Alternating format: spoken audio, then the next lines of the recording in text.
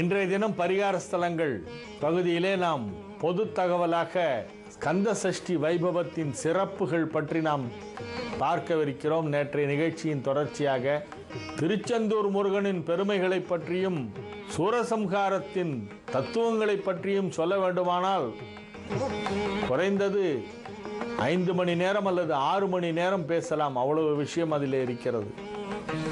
திருச்செந்தூர் தலம் என்பது தலங்களிலெல்லாம் மிகச் சிறந்தது. அனைத்து தலங்களிலும் மிகச்சிறந்த தலம் என்று அதை சொல்லலாம். பல சிறப்புகள் அத்தலத்திலே இருக்கின்றன. அது வெறும் முருகன் கோவில் அல்ல.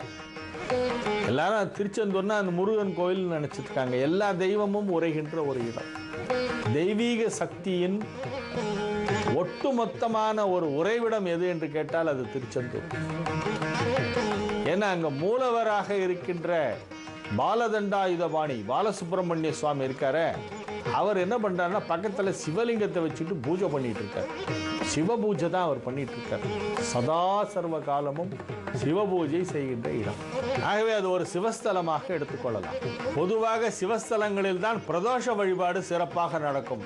ஆனால் முருகன் கோவில்களில் ஒன்றான ஆறுபடை வீடுகளில் ஒன்றான திருச்செந்தூரிலே பிரதோஷ வழிபாடு மிகவும் சிறப்பு வாய்ந்தது. காரணம் என்னவென்றால் உள்ளே ஜெகநாதர் என்னும் திருநாமத்தோடு சிவபெருமான் எழுந்தருளி இருக்கிறார்.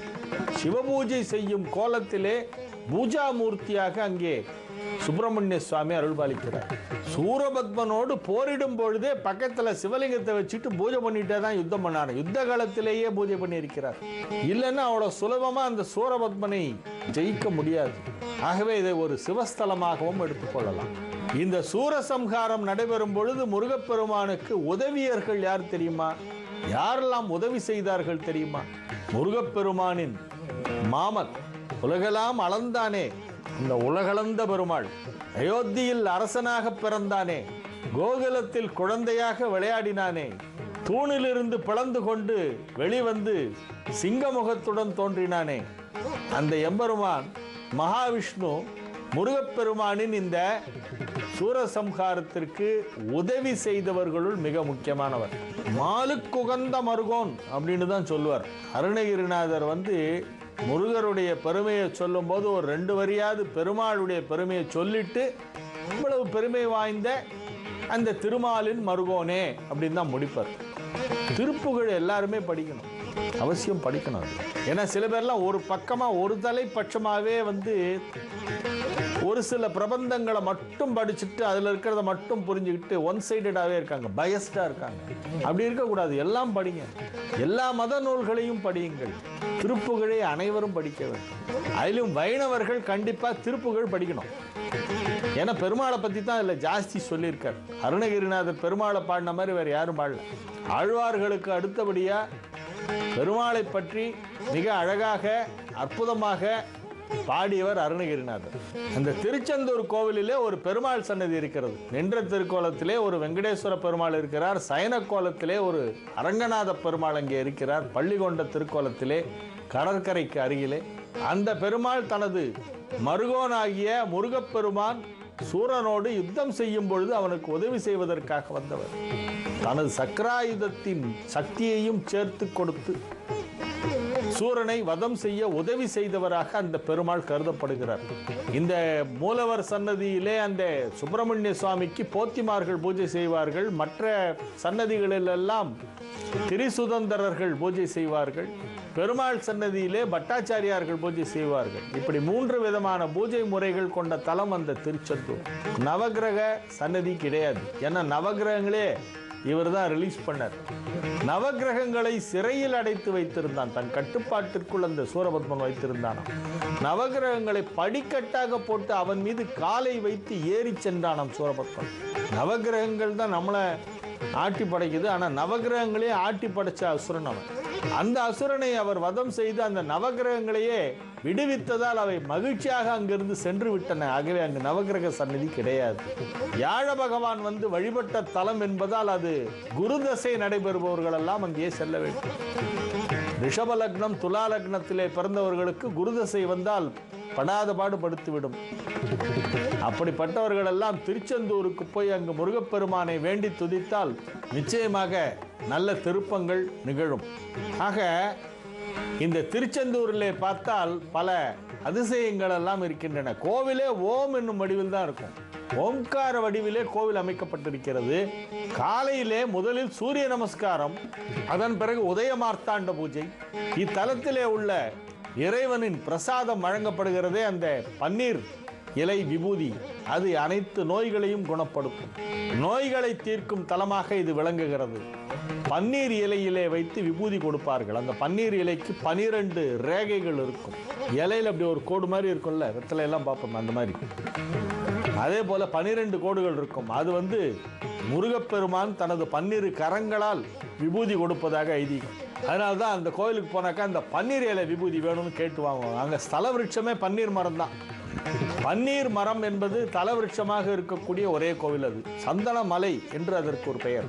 அந்த கோவிலிலே 6 வகை சமயங்களும் ஒன்றாக சேர்ந்து இருக்கின்றன. 6 வகை சமயம்னா என்ன? ஹிந்துயிசத்துக்கு 6 பிரிவு. சௌரம், சூரிய வழிபாடு மட்டும் செய்வது. காணாபத்தியம், விநாயகர் வழிபாடு மட்டும் செய்வது. கௌமாரம், குமரக்கடவுளான முருகனை மட்டும் வழிபடுவது. சாக்தம், அம்பிகை வழிபாடு. சைவம், சிவ வழிபாடு. வைணவம், விஷ்ணுவை வழிபடுவது. இந்த 6ம் ஒன்றாக சேர்ந்த ஏதாவது ஒரு கோவில் இருக்கான்னு பார்த்தா எங்கேயுமே கிடைக்காது. ஆனால் திருச்செந்தூரில் இவை அனைத்தும் இருக்கின்றன. அங்கே காணாபத்தியம் உண்டு. சூரிய நமஸ்காரம் தினசரி செய்யப்படுகிறது. பெருமாள் சன்னதிக்கு ஒரு தனி சிறப்பு அங்கே உண்டு. சிவபெருமானோ முருகன் சன்னதி உள்ளேயே இருக்கிறார். முருகனே சிவனை பூஜிக்கிறார். அம்பிகை சன்னதியும் அங்கே இருக்கிறது. இப்படி அனைத்து தெய்வங்களும் சேர்ந்த, அனைத்து தெய்வங்களின் சக்திகளும் ஒன்று சேர்ந்த ஒரு உருவம்தான் திருச்செந்தூர் முருகன். இந்த சூரசம்ஹாரம் என்பது 3 இடங்களிலே நடைபெற்றதாம். தரை வழிப்போர், நீர் வழிப்போர், ஆகாய வழிப்போர். தரை வழிப்போர் அப்படிங்கிறது, அதாவது இப்ப நம்ம ஆர்மி, நேவி, ஏர்ஃபோர்ஸ்னு சொல்றோம் இல்லையா, அதெல்லாம் அந்த காலத்துல இருந்திருக்கு. அதைத்தான் தரை வழிப்போர், நீர் வழிப்போர், ஆகாய வழிப்போர். தரை வழிப்போர் நடைபெற்ற இடம் திருப்பரங்குன்றம். ஆகாய வழிப்போர் நடைபெற்ற இடம் திருப்போரூர். நம்ம சென்னைக்கு பக்கத்தில் ஓல்டு மகாபலிபுரம் ரோட்ல இருக்கே திருப்போரூர். அங்கதான் சூரசம்ஹாரத்தின் ஒரு பகுதி அங்கே நடைபெற்றது. நீர் வழிப்போர் தண்ணிக்கு உள்ளெல்லாம் போய் சப்மரின்ல எல்லாம் பூந்து கடலுக்குள்ள பூந்து அடிச்ச இடம் தான் திருச்செந்தூர். கடைசியாக சூரனுடைய கதை முடிந்த இடம் திருச்செந்தூர். ஆக இந்த கந்த சஷ்டியுடைய புராணம் என்ன, இது எப்படி நடைபெற்றது என்பதை பற்றியெல்லாம் நிறைய விஷயங்கள் இன்னும் நாம் தெரிந்து கொள்ள வேண்டியிருக்கிறது. முருகப்பெருமானுடைய ஒரு திருவருள் ஒருவருக்கு கூடுமையானால் அவர்கள் எதை வேண்டுமானாலும் வெற்றிகரமாக செய்து முடிக்க முடியும். தடைகள் விலகுவதற்கு, தாமதங்கள் நீங்குவதற்கு, ஆரோக்கியம் சிறந்து விளங்குவதற்கு, இல்வாழ்க்கை நன்றாக அமைந்து குடும்ப வாழ்க்கை மகிழ்ச்சியாக இருப்பதற்கு, செல்வச் செழிப்பு ஏற்படுவதற்கு, பெயர் புகழ் ஏற்படுவதற்கு, அரசாங்கத்தால் நன்மைகள் நடைபெறுவதற்கு, பொதுமக்களால் நன்மைகள் நடைபெறுவதற்கு, ஆட்சி பொறுப்பு கிடைக்க வேண்டுமானால் அதற்கு என மிகப்பெரிய ராஜ யோகங்களை எல்லாம் அளிக்கக்கூடியது முருகப்பெருமானின் திருவருள். ஜோதிட சாஸ்திரத்தை முருகப்பெருமான் அகத்தியருக்கு உபதேசித்த இடம் திருச்செந்தூர். ஜோதிட சாஸ்திரம் என்பதும் வைத்திய சாஸ்திரம் என்பதும் இரண்டும் இறைவனால் ரிஷிகளுக்கு உபதேசிக்கப்பட்டவை. ஜோதிட நூல்களுக்கெல்லாம் தலைவனாக கருதப்படுபவன் முருகப்பெருமான். அந்த முருகப்பெருமான் அகத்தியருக்கு உபதேசித்ததுதான் ஜோதிடம். நவகிரகங்களின் தன்மைகளை பற்றியெல்லாம் அகஸ்தியருக்கு உபதேசம் செய்தாராம். அதிலிருந்து அகத்தியரிடமிருந்து வந்ததுதான் ஜோதிடம் என்று சொல்லப்படுகிறது. அதன் பிறகு நிறைய ரிஷிகள் எல்லாம் ஜோதிடத்தை பற்றியெல்லாம் நூல்கள் எழுதியிருக்கிறார்கள். ஆக ஜோதிடத்திற்கே வழிவகுத்தவர், நவகிரகங்களால் வழிபடப்பட்டவர்.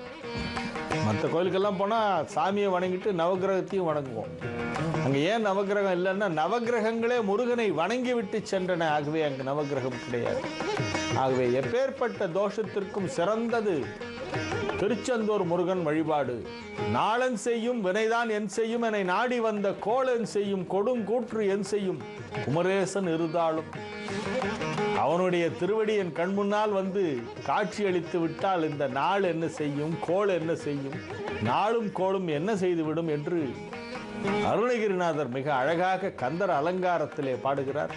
ஆகவே எந்த ராசியிலே, எந்த நட்சத்திரத்திலே, எந்த லக்னத்தில் பிறந்தவர்களாக இருந்தாலும் சரி, என்ன தசை நடைபெற்று கொண்டிருந்தாலும் சரி, திருச்செந்தூர் சென்று முருகப்பெருமானை வழிபட்டால் அனைத்து விதமான நலன்களும் நிச்சயமாக அடையலாம் என்று சொல்லி, திருச்செந்தூர் செல்பவர்கள் மறக்காமல் அங்கு உள்ள பெருமாள் சன்னதியிலே தரிசனம் செய்துவிட்டு வர வேண்டும். நேயர்களே, மீண்டும் நாளைய நிகழ்ச்சியிலே உங்களை சந்திக்கும் வரை உங்களிடமிருந்து தற்காலிகமாக இப்பொழுது விடைபெற்றுக் கொள்வது உங்கள் வழிகாட்டி ஜோதிடர் ஹரிஹரநல்லூர் வெங்கட்ராமன். வணக்கம்.